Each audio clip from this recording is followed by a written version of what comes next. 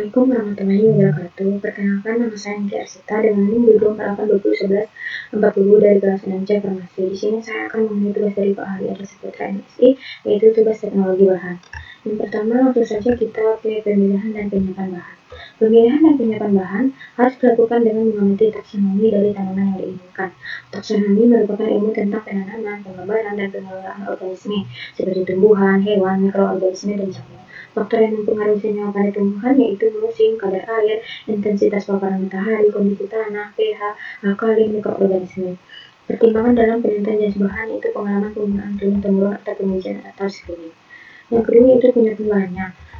Pada saat pemanenan, bahan baku dapat berupa bahan herbas, keseluruhan atau hanya bagian-bagian tertentu tanaman seperti daun, batang, akar, bunga, dan lain-lain. Bahan dapat berupa bahan segar seperti jus, sirup, alkohol, simplisia, infusa, maserasi, rebusan, tinktur, ekstrak, atau minyak steril. Sumber bahan baku dapat berasal dari biodata liar dan hasil. Yang kedua itu tahapan pembuatan simplisia. Yang pertama sortasi basah, digunakan untuk memisahkan bahan dari kotoran. Yang kedua pencucian, dilakukan dengan air bersih yang mengalir dan dikeringkan. Yang ketiga itu perajangan, yaitu dengan memotong atau memperkecil ukuran bahan simplisia agar memudahkan dalam pengiriman dan pengemasan. Yang keempat pengeringan. Pengeringan dapat dilakukan dengan sinar matahari, kering angin, oven 60 derajat Celcius atau microwave refrigerator.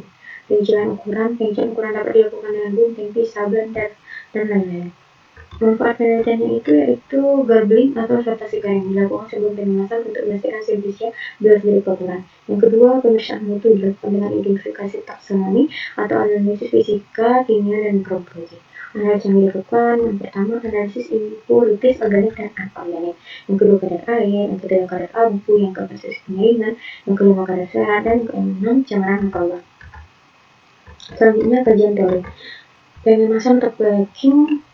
Pengemasan tergantung pada tempat, tujuan, cara pengangkutan, perkiraan lama atau perjalanan. Penyimpanan gudang, penyimpanan simplisia harus tahan api, konstruksi baja tahan panas dan anti air agar mencegah kerusakan akibat cahaya, oksigen udara, dan reaksi kimia internal serta pengotoran lainnya. Selanjutnya kita masuk ke ekstraksi. Ekstraksi adalah pengambilan senyawa metabolit sekunder untuk dipisahkan dari ampasnya. Terbagi menjadi tiga, yaitu supercritical fluid extraction, solid liquid extraction, liquid extraction. Tahapan proses ekstraksi yang pertama, pelarut masuk ke dalam sel, pelarut melarutkan senyawa metabolit, pelarut bersama metabolit dikeluarkan dari bahan penghasilnya. Metode ekstraksi meliputi maserasi, kelemahannya waktu yang lama, senyawa rusak karena terlalu lama dengan pelarut.